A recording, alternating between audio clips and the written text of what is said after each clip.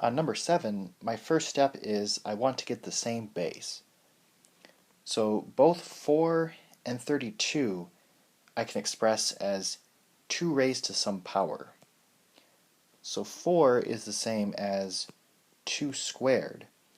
And because there's already a power there, I need to put parentheses.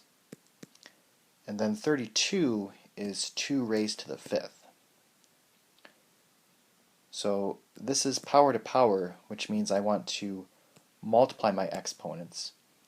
So it will be 2 raised to the 2x is equal to 2 to the 5th.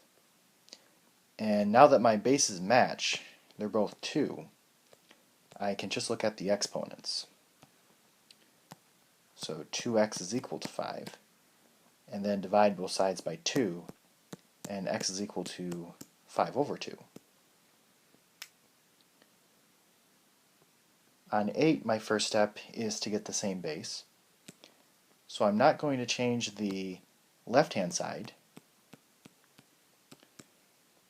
but the right-hand side, the 1 over 49, I need to express that as 7 raised to some power.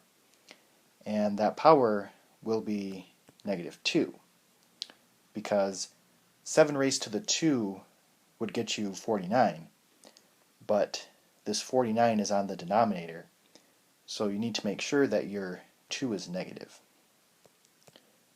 So now that they have the same base, we can set our exponents equal to each other,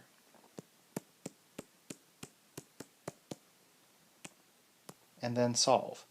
So subtract 1 from both sides, negative 4x is equal to negative 3, divide both sides by negative 4, so negative 3 over negative 4, and then those negatives cancel out, so 3/4.